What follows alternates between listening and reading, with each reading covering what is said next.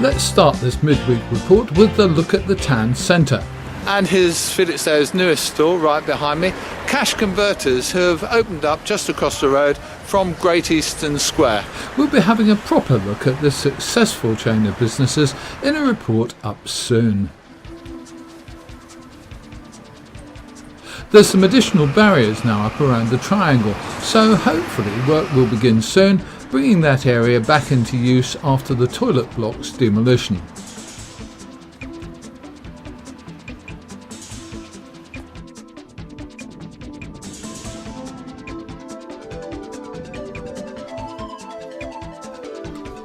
Now it's time for the first in a series of looks at the local property scene.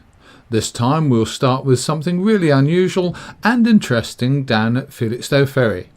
Well, if you've always fancied a property facing the sea, have I got news for you? A few weeks ago I was looking into the retail prices of beach huts on Felixstowe Front, and the average price along there seemed to be somewhere about £5 or £6 or maybe £7,000 or £8,000. But now today I'm at Felixstowe Ferry, and apparently one of this group of beach huts is for sale for the stunning price of £18,000. Wow!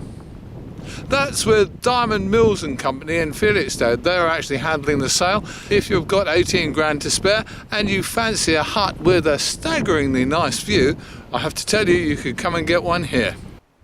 And there's one other really stunning little fact, which is the rent that these beach huts go for. Once you've paid your 18 grand, unbelievably, the annual ground rent is just £120.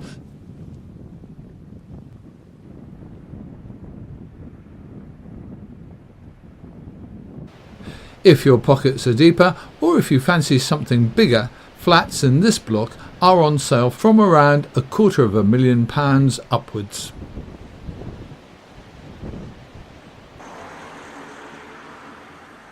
This is Foxgrove Lane in Felixstowe, which runs from Brook Lane until it turns into Golf Road, heading out for the ferry. On Saturday night, a car parked along here was broken into and a purse and some other valuables were stolen. Suffolk Police want to remind everybody not to leave valuables on clear display in your car and to make sure your car's locked up, wherever it happens to be. And by coincidence, we interviewed our local police inspector, Steve Gallant, about car crime earlier this week. Here's what he had to say.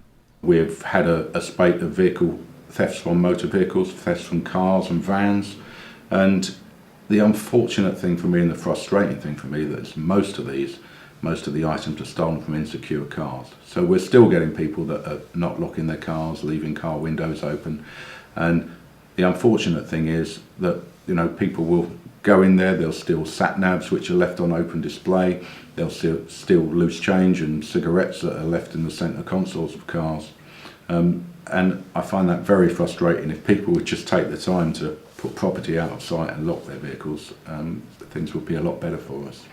Unfortunately, there are people about that will break a car window in order to steal £3 in loose change from the centre console. Now, I'm sure that if they really needed that £3 and knocked on the door, the person would have given them the £3 because we're that sort of community. But that's £3. Not only is that £3, that's hugely expensive to replace a side window of a vehicle. Anyone that's done that will know so. It's potentially a loss of your no claims bonus, and everything that goes with that is time off work to get the window replaced. So for that sake of that £3 has a huge impact on the victim of the crime, and what we're trying to do is bring down the number of victims, because every crime number, although it's a number, but more importantly it's also a victim.